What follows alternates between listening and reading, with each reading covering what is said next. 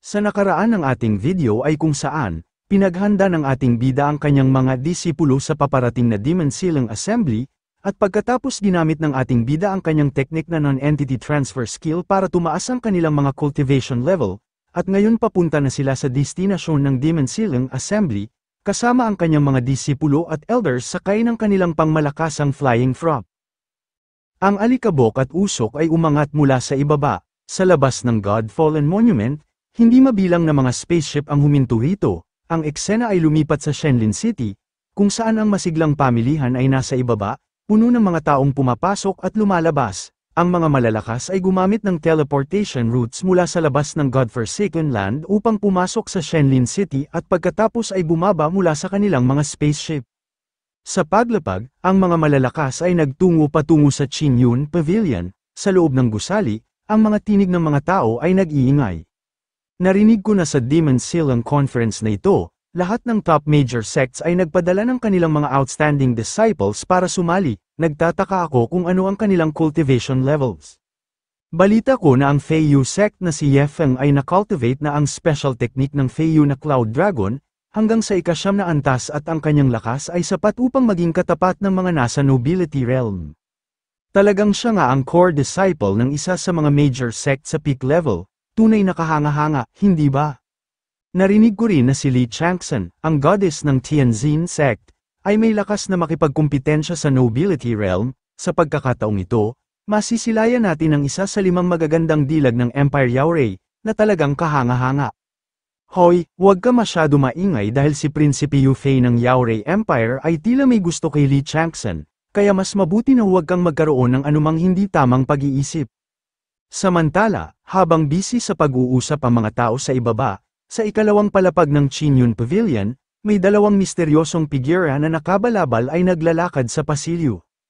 Master, pasok po kayo. Ang 2 misteryosong figura ay pumasok sa loob ng silid, tapos, habang nasa loob na, isa sa kanila ay nagtanggal ng kanyang balabal, nagpapakita ng isang nakakagulat na kagandahan. Ang isa pang babae ay umupo sa isang upuan at pagkatapos ay nagtanggal ng kanyang balabal. Ang babaeng ito ay si Li Changsan, miyembro ng Tianjin sect. Tunay nga, siya ay nagtataglay ng kagandahan na kayang magpaibig ng kaharian at magpabagsak ng mga isda at ibon. Ang babaeng nasa tabi niya ay ang kanyang master. Ang babaeng master ay kumuha ng isang tasa ng tsaa at dinala ito sa kanyang mga labi upang tikman. Li Changsan, ang prinsipe ng Empire ay sasali rin sa Demon Sealing Convention na ito, kaya't kapag dumating ang oras, dapat kang manatiling malapit sa prinsipe at huwag siyang pabayaan. Si Li Changsan ay napanganga sa pagkabigla. Ito ba ay ideya ninyo, Master, o ng Sect Master? Ito ay desisyon ng buong Tianjin sect. Nang marinig ito, si Li Changsan ay tumalikod upang iwasan ang eye contact. Paano nangyari na ang prestihiyosong Tianjin sect, ang nangungunang major sect ng Empire Yaorei, ay kailangang magpadala ng mga babaeng disipulo upang magpuri sa prinsipe? Paano mo nagawang magsalita sa master ng ganito? Ikaw ay isang disipulo ng Tianjin sect, at dahil tinanggap mo ang pagsasanay nito, dapat mong ialay ang iyong sarili sa iyong sect. Pagkatapos magsalita, ang babaeng master ay tumingin sa likuran niya. Tila may napansin, lumalabas na siya ay tumitig ng Mason-sin sa spaceship ng grupo ng ating bida. Ano, isang sect na gumagamit ng kubo bilang flying device ay naglakas loob na tawagin ang sarili bilang Divine Immortal, talagang katawa-tawa. Si Wang Feng ay lumingon kay Zhu Yuyan at nagwika, Zhu Elder, samahan mo ako at bumaba upang siyasatin ang sitwasyon sa baba. Ang ibang mga disipulo at elders ay maaaring manatili sa barko. Pagkatapos nitong sabihin, si Wang Feng at Yuyan ay mabilis na tumalon mula sa spaceship. Nang makita ito, si Li Qing ay agad na tumakbo palabas at sumigaw ng malakas, Master, huwag kalimutang magdala ng pagkain para sa akin. At pagkatapos, ang ating bida at si Zhu Yuyan ay pumasok sa Qinyun Pavilion. Ang kanilang presensya ay agad na nakakuha ng atensyon ng mga tao sa loob. Saan man magpunta si Yuyan, siya ay naglalabas ng isang gayuma na nagpapahanga sa mga lalaki hanggang sa mawala sa kanilang sarili. Mayroon ba talagang ganitong kagandahan sa mundo? Talagang nakakapanginig ng puso ang makita siya. Paano mo nagawang tumingin ng diretso sa kanya? Isang sulyap lamang ay nagdulot sa akin ng pagkalito at hindi na ako makatingin ng matagal. Samantala, isang waiter ang lumapit, tila nasa isang panaginip, at nagwika, "Maligayang pagdating sa Chinyun Pavilion, maaari ko bang malaman kung may kailangan kayo, mga kagalang-galang na bisita?" Ang lugar na ito ay medyo hindi pangkaraniwan, kahit isang waiter ay umabot na sa medium spirit realm sa cultivation. "Gusto naming mag-overnight," sagot ng ating bida. Ang waiter ay sumagot ng masigla, na binanggit ang presyo, na nagdulot sa ating bida na iluwa ang kanyang inumin. Ang isang kwarto ay nagkakahalaga ng 1,000 lower grade profound stones. Ilang kwarto ang gusto ninyo? Ano, isang kwarto para sa 1,000 lower grade profound stones? Naku, ito ba ay isang scam? Ang kabuuang halaga ng profound stones na mayroon ako ay ilang daan lamang, kasama na ang regalo ni Mu Yunfei. Ako ay dapat na master ng Divine Immortal Sect, ngunit hindi ko kayang bayaran ng isang kwarto. Teka, dapat ay marami akong pera. System, nasaan ang kayamanan ni Lin Yunyi at Marquis ng Changlin pagkatapos kong patayin sila? Ang system ay agad tumugon at nagpakita ng notification, lahat ng assets ay nakolekta sa host system storage, maaaring tingnan ng host ng anumang oras. Tunay nga, ang kayamanan ng ating bida ay kasing taas ng tuktok ng Everest, kasama ang pinakamahusay na high-grade swords. Itinaas ng ating bida ang kanyang ulo, ngumiti ng malawak sa kanyang napakalaking kayamanan. Hahaha, kahit saan, ang pagpatay at pagnanakaw ay ang pinakamabilis na paraan upang yumaman. Pagkatapos mag-isip sandali, si Wang Feng ay tumingin sa waiter na may masayang ngiti at nagsabi, "Hihihi, gusto ko." Bago niya matapos ang kanyang pangungusap, isa na namang binatang Dumbo na may pamaypay na sumigaw, "Ganda!" Isang chubby na lalaki na may malaking double chin ay lumapit kay Yuyan at nagsabi, "Ang young master na ito, maaaring rentahan ng kwarto para sa kanya." Ang mga tao sa ibaba ay nagsimulang magmarites nang marinig ang boses ng chubby na lalaki. "Hindi ko inaasahan na si Xiao Changfeng, ang young palace master ng Saifang Palace, ay narito, patay na." Kapag lumitaw itong tao, mahihirapan ang kagandahang iyon na makatakas sa kanyang mga kamay. Tama, ang taong ito ay maaaring magpalipas ng araw sa paghahanap ng kasiyahan, ngunit ang kanyang cultivation ay hindi bumaba. Siya ay isang master sa nobility realm, nakatayo sa gitna ng mga genius sa peak level. Nang makita ni Wang Feng na si Xiao Changfeng ay lumalapit ng masyado kay Yuyan, hindi niya napigil ang magsalita. "Dude, handa ka bang magbayad ng lower grade profound stones para sa amin?" Nang marinig ito, ang chubby na lalaki ay tumingin sa likuran niya, nagpakita ng galit. "Sino ka ba? Bukod sa kagandahan, walang sino man ang makakapagpahintulot kay Xiao Changfeng na tumulong." Nang marinig ito, ang ating bida ay nagbukas ng kanyang mga braso, tumawa, at naghagis ng isang sarcastic na tingin. "Akala ko may malaking spender na maaaring pumatay, ngunit sa palagay ko ay isa lamang siyang mahirap na tao." "Ha? Kinukutya niya lang ang young master ng Saifang Palace? Pagod na ba siya sa buhay?" Tugon ng mga tao sa paligid habang si Xiao Changfeng ay nanginginig sa galit. Si Xiao Changfeng, na may chubby na mukha, ay lumingon ng may masamang ugali, itinuro ang kanyang pamaypay sa mukha ng ating poging bida, at sumigaw. "Kapag lumabas ka sa Chinyun Pavilion na ito, ginagarantiya ko na mamamatay ka nang hindi na may iwan ang bangkay mo." Nang marinig ito, si Wang Feng ay napapikit ng bahagya ang isang mata at naghagis ng sarcastic na tingin. "Kapag sinabi mo yan ng ganyan, hindi mo ba kayang gumawa ng kahit ano sa loob ng Chinyun Pavilion, tama ba?" Ang mga tao na nanunood ng eksena ay nagkamot ng kanilang mga ulo nang walang magawa. Hindi ba't itong tao ay isang taong gumapang mula sa ilang sulok? Tama, ang Chinyun Pavilion ay matatagpuan sa 3 major empires, na may malalim at hindi masukat na mga puwersa. Sino ang maglakas loob na kumilos sa Chinyun Pavilion? Si Xiao Changfeng ay nagwagayway ng kanyang pamaypay, tinakpan ang kanyang bibig bilang pangungutya sa ating bida. Isang palaka na nakaupo sa ilalim ng balon, walang kamalayan sa sarili nitong limitasyon. "Tigil na ang pagpapaligoy-ligoy, maglakas loob ka ba o hindi?" Pagkatapos nitong sabihin, si Wang Feng ay sumugod at tumama ng isang palad sa tiyan ni Xiao Changfeng, na nagdulot sa kanya na lumipad palayo bago pa siya makapag-react. "Ano ba ang Chinyun Pavilion? Kung kaya kitang paluin, ano ngayon?" Sa buong lakas ng tama, ang mukha ni Xiao Changfeng ay sumalpok sa pader, nabasag ito, at pagkatapos ay nahagis sa sahig. Susmar Yosep, si Xiao Changfeng ay nasa strong nobility realm, kahit na ito ay isang sneak attack, Hindi ba't dapat ay may kakayahan siyang mag-react? Paano siya nataman ng ganito? Kung ihahambing sa kanyang tapang na kumilos sa Qinyun Pavilion, ang kanyang pagiging walang takot ang nakakagulat sa mga tao. Si Xiao Changfeng, na may kalahating nakapikit na mga mata, ay itinaas ang kanyang ulo upang tumingin, ang kanyang mukha ay namamaga at may pasa. Naglakas loob kang saktan ako sa Qinyun Pavilion. Bago pa siya makapagsalita ng ilang masasamang salita, ang ating bida ay nagsagawa ng biglang pag-atake gamit ang kanyang kamay, hinawakan ang ulo ni Xiao Changfeng, at ininadnad ito sa sahig, na nagdulot ng isang malakas na pagsabog. Kailangan ko pa bang pumili ng lugar kung gusto kitang labanan? Siyempre, lalaban ako kahit saan. Hindi ako natatakot sa iyo, hindi nagpapatalo si Wang Feng, mas lalo pa niyang diniin ang ulo ni Xiao Changfeng, na nagpababa nito ng husto sa sahig. Sa sandaling yon, isang mabilis na liwanag ang dumaan na parang bilis ng kidlat, na nagpaston sa mga nanunood. Isang maitim na lalaki na may galit na mukha ang sumugod patungo kay Xiao Changfeng, nagngangalit ang mga ngipin at sumisigaw, "Ikaw na basura." Bago pa ang ating bida matamaan sa mukha sa pag-atake ng maitim na lalaki, mabilis na umatras si Wang Feng para iwasan ito. Ang maitim na lalaki ay nagngingit-ngit, nakatingin kay Wang Feng at sumisigaw ng malakas, "Nangangahas kang labanan ang batang Panginoon ng Saifang Palace, halatang hinahanap mo ang kamatayan." Ang mga tao na nanunood ay hindi mapigil ang pawisan sa nakita. Ang elder ng Saifang Palace, si Gui Xiong, siya ay isang malakas na profound sovereign. Tiyak na hindi natin gustong makisali sa gulo na ito. Sa sandaling yon, sina si Li Changxin at ang kanyang master sa ikalawang palapag ay nakita rin ang eksena. Ang babaeng master ay tahimik na nakatingin sa ibaba. Nag-iisip sa sarili, ang batang ito ay talagang wala nang pakialam sa kanyang buhay.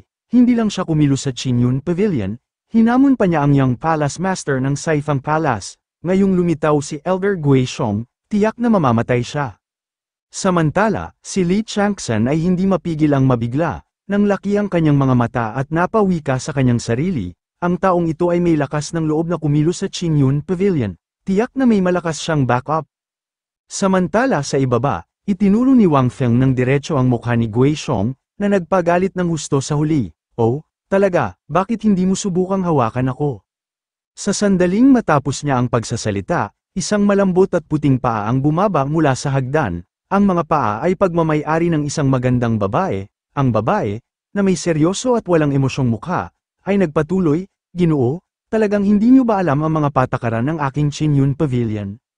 Nang makita ang babae, mabilis na lumingon si Gui Xiong, nagbigay ng paggalang at yumuko. Si Gui Xiong mula sa Sifang Palace, nagbibigay pugay kay Elder Zhu Qin.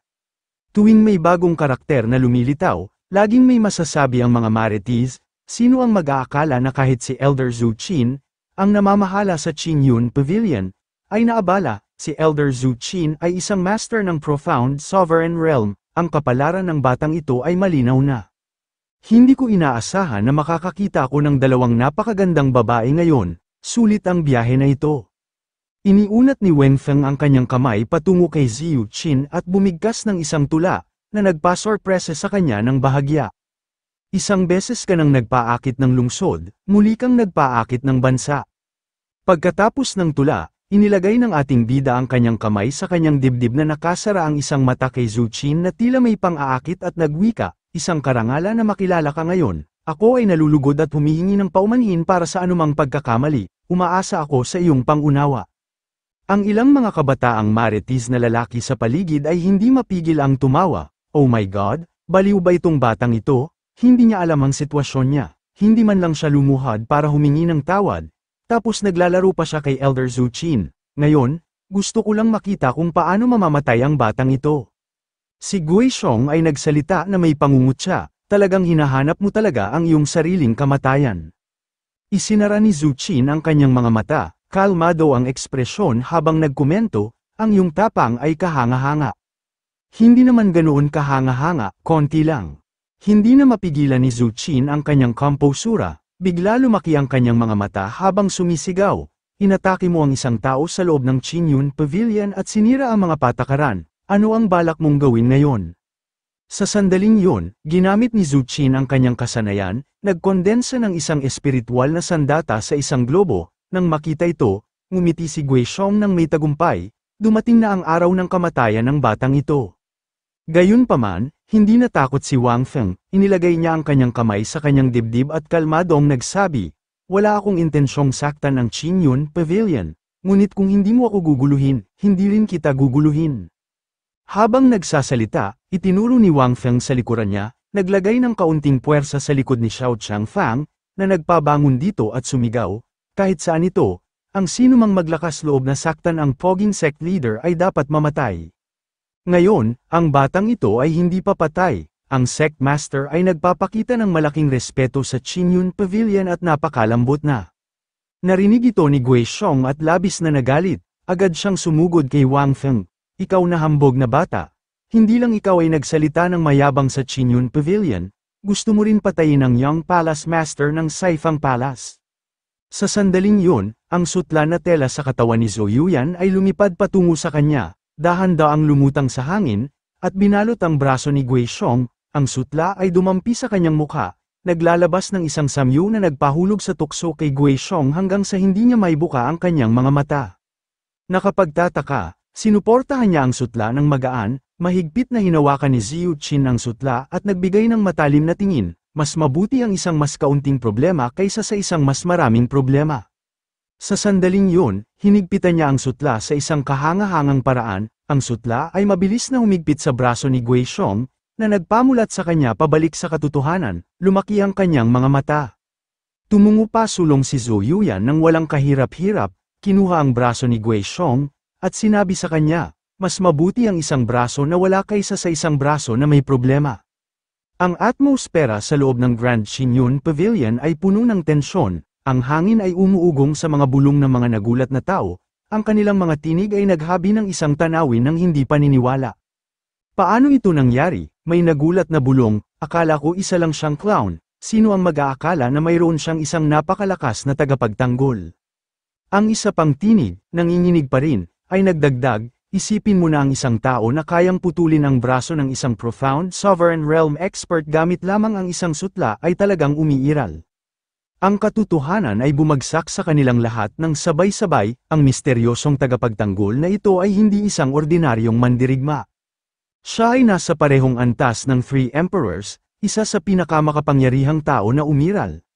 Samantala, sa ikalawang palapag, ang mga nakatagong figure ay nanunood sa palabas na nagaganap sa baba, sa ilalim ng isang takip-ulo, isang babae ang bamulong sa sarili ng may gulat, ang kanyang mga daliri ay humigpit sa tela ng kanyang balabal. Ang mayabang na batang ito, mayroon siyang isang napakalakas na tao sa kanyang tabi. Ang isa pang taong may takip ang ulo, ang kanyang hininga ay mababaw at napabulong, ang taong ito ay maaari siyang maging susiko upang makatakas sa dagat ng pighati. Si Zhu Qin na nakatayo at malapit sa pangyayari ang tila nakakita ng multo at hindi makapaniwala, samantala, ang young master ng Saifang Palace na si Xiao Changfeng ay nakatigil, ang kanyang mukha ay nawalan ng kulay, ang kanyang mga saloobin ay umikot sa kaguluhan habang ang takot ay nag-ugat sa kanyang dibdib at napawika. "Kung nais ng taong ito na patayin ako, kahit si Elder Zhu Qin ay hindi ako mapoprotektahan." Pagkatapos, pumutok ang isang tinig sa makapal na katahimikan, kalmado, ngunit may di mapapasubali ang awtoridad. Ngumiti si Wang Feng, ang kanyang ekspresyon ay hindi mabasa, ang kanyang presensya ay naglalabas ng isang tahimik ngunit napakalaking kumpiyansa. "Hindi ako ang tipo ng taong naghahanap ng gulo," sabi niya, ang kanyang tinig ay nagdadala sa buong silid. Ngunit hindi ibig sabihin na natatakot akong gawin ito. Isang alon ng kawalang katiyakan ang dumaan sa mga nanunood habang dahan-daang itinaas ni Wang Feng ang kanyang kamay, isang pagsabog ng gintong enerhiya ang sumiklab sa paligid niya, nagliliwanag sa espasyo ng isang nakakatakot na ningning. "Kung talagang gusto mong gawin akong kaaway dahil sa iyong mga patakaran," ang kanyang tinig ay naging mas matalas, determinado. "Ngayon, ginigiba ko na ang iyong Qin Yun Pavilion." Ang silid ay sumabog sa gulat, mga paghihingal, pagtataka, at mga bulong ng hindi paniniwala ang puno ng hangin. "Ang taong ito, masyadong mayabang, sa buong buhay ko, hindi ko pa narinig ang sinumang maglakas loob na magsalita ng ganito tungkol sa Qin Yun Pavilion. Kahit ang mga emperors ng Three Great Empire ay hindi maglakas loob na haminin sila." Sa gitna ng lahat ng ito, ang tingin ni Elder Zhu Qin ay lumalim habang siya ay tumungo pasulong. Ang kanyang ekspresyon ay kalmado, ngunit isang kislap ng kawalang katiyakan ang nagtraidor sa kanya. Sa tingin mo ba, na mapapatamba mo ang Qinyun Pavilion gamit lamang siya, aniya, na tumingin sa napakalakas na tagapagtanggol ni Wang Feng. Ngunit, sa kanyang isipan, ang mga pagdududa ay umalingaw-ngaw, ang kanyang mga kamay ay humigpit sa kanyang mga tagiliran habang siya ay nakikipaglaban upang pigilan ang panginginig na gumagapang sa kanyang gulugad. Ang kanyang kapangyarihan, nagpapanginig sa akin ng bahagya, amin niya sa sarili. Ngunit pagkatapos, pinilit niyang ituwid ang sarili, pinatatag ang kanyang hininga. Gayunpaman, sa Qinyun Pavilion, hindi lang ako ang profound sovereign realm expert, ang kanyang tinig ay matatag habang itinutok niya ang kanyang tingin sa misteryosong babae. Samantala, ang ating bida nang marinig lahat ng sinabi ni Zhu Qin, nakangiti at itinaas niya ang kanyang mga kamay sa harap na tila may paghaamon na kasama si Zhu Yuyan at nagwika, halika at subukan mo, binibini. Matapos harapin ng isang walang kwentang hangal, umatras si Zhu Yuyan at tumayo sa tabi ng ating bida, nakaharap kay Zhu Qin, na nananatili pa rin sa pagkabigla. Sa sandaling yun, wala na si Zhu Qin sa dating ugali ng pagtitig ng malaki sa ating bida. Sa halip, takot siyang nag-isip sa sarili, ang taong ito ay masyadong misteryoso, at bukod pa rito, may malakas siyang kasama, hindi ako ang katapat niya. Agad ibinaling ni Zhu Qin ang kanyang tingin kay Xiao Changfeng at nagpatuloy sa pagbulong, kapag nabasag ang patas na laban, ang tanging magdurusa sa kahihinatnan ay ang ating Qinyun Pavilion, kung hindi dahil sa babaerong ito, paano mapapasok sa ganitong kagipitan ang Qinyun Pavilion? Pagkatapos noon, isang matandang lalaki na may puting buhok at balbas ay biglang bumaba mula sa himpapawid, iniabot ang kamay upang kunin ang sutla ni Yuyan at inamoy ito, pagkatapos, lumingon siya ng may masamang ekspresyon at sumigaw, ito ang amoy ng expert, hindi ba? Gaya ng dati, may mga bulungan sa mga tao nang lumitaw ang isang kilalang figura. Naku, hindi ko inaasahan na ang Deputy Master ng Qinyun Pavilion, si Elder Qin Sheng, ay naalerto rin, malamang hindi inasahan ni Young Master Xiao Changfeng na ang kanyang kalibugan sa pagkakataong ito ay hindi lang nakasakit sa kanyang sariling elder, kundi nagdala pa ng isang napakahalagang tao sa eksena. Tama, si Elder Qin Sheng ay isang taong kahit ang Royal Empire ay kailangang igalang. Mahigpit na ipinikit ni Zhu Qin ang kanyang mga mata na may hitsura ng kawalan ng pag-asa at nagwika, Elder Qin Sheng. Lumapit si Old Qin Sheng kay Wang Feng at matatag na itinayo ang kanyang tungkod sa lupa, ang dahilan kung bakit ka kumilos sa pagkakataong ito ay tiyak na malaki, ginagawa naming eksepsyon ang Qinyun Pavilion para sa iyo ngayon, ngunit naparusahan mo na si Xiao Changfeng, nawalan din ng braso si Elder Guishong dahil dito, sapat na ang lahat ng ito, bitawan mo na. Tumingin ng seryoso ang ating bida kay Old Qin Sheng, nag-iisip sa sarili, hindi ko inaasahan na mayroong isang thick profound sovereign realm na umiiral sa Qinyun Pavilion, tunay na isang makapangyarihang puwersa na kinaiinggitan ng tatlong malalaking imperyo. Pagkatapos mag-isip, itinaas ng ating bida ang kanyang kamay, napangiti at nagsabi, syempre, kailangan kong igalang ang mukha ni Elder Qin Sheng. Salamat sir, tugon ni Elder Qin Sheng, inabot ni Old Qin Sheng ang isang gintong token at ibinigay ito sa ating bida at nagwika, sa pagkakataong ito, lahat ng iyong mga aktibidad sa Qinyun Pavilion ay libre, at magiging isang distinguished guest ka ng aming Qinyun Pavilion, hanggat nasa anumang pavilion ng Qinyun Pavilion ka sa loob ng imperyo, magkakaroon ka ng 80% na diskwento. Nang marinig ito ng mga Marites, nagngalit sila sa inggit. Ganito ba talaga magtatapos ang isang malaking bagay? Nilabag ng taong ito ang mga patakaran ng Qinyun Pavilion. Ngunit hindi ito pinursigi ni Elder Qin Sheng, binigyan pa siya ng isang mahalagang Platinum Guest Card. Ito ang Platinum Guest Card ng Qinyun Pavilion, at napakakaunting tao sa Yaorei Empire ang makakakuha nito. Agad na kinuha ni Wang Feng ang guest card sa pagitan ng kanyang dalawang daliri at itinaas ito sa harap niya. Tumingin ng pailes na may bahagyang ngiti, kung ganito, tatanggihan ko pa ba, maraming salamat. Itinuro ni Old Qin Sheng ang hagdan at sumigaw, mga ginoo, pakituloy po kayo sa itaas para magpahinga. Dumaan ang ating bida sa tabi ni Xiao Changfeng, ipinikit ang kanyang mga mata, at nagbigay ng isang mapanuyang komento na nagpaigtad sa huli, sana hindi ka lumabas ng Qinyun Pavilion. Itinaas ni Wang Feng ang dalawang daliri, nagkondensa ng isang daloy ng espiritual na enerhiya, at pinakawalan ito pababa, isang malakas na puwersa ng enerhiya ang tumama ng diretso sa brasong putol ni Guishong, na nagpaikot ng direkta sa kanyang braso. Ilang sandali pagkatapos, sumabog ang kanyang braso sa harap ni Guishong, na nagpaston sa kanya. Galit na lumingon si Guizhong at sumigaw, "Ano ba naman, bakit ka ganito kalupit?" Agad na lumingon si Yuyan at pinakawalan ang sutla na nakabalot sa leeg ni Guizhong. Ang presyon ng sinulid ay nagpahina kay Guizhong, na hindi makapagsalita. Nakita ni na Elder Qin Sheng at Zhu Qin ang eksena at nagpapatay mali na lang sa nangyayari. Mukhang may dagdag na spiderweb sa kisame. Elder Qin Sheng, huwag kang mag-alala, mag-aayos ako ng tao para linisin ito kaagad. Lumingon si Wang Feng kay Yuyan at itinuro ang harapan, nagbibigay ng utos, puntahan mo ang iba at sabihin mong pumunta sila rito. Masusunod, sect leader, pagkatapos sabihin ito, umakyat ang ating bida sa hagdan at iniabot ang kanyang kamay, Elder Qin Sheng, tayo na po. Oh, sige, Terra, at pagkatapos, agad na pinunta ni Xiao Changfeng si Guizhong para magtanong, Elder Guizhong, ano na ang gagawin natin ngayon? Si Guizhong na namimilipit pa sa sakit ay nagtanong, mayroon ka bang sound transmission order mula sa Palace Master, tama? Oh, binigyan ako ng aking ama ng sound transmission talisman bago siya umalis, wika ni Xiao Changfeng.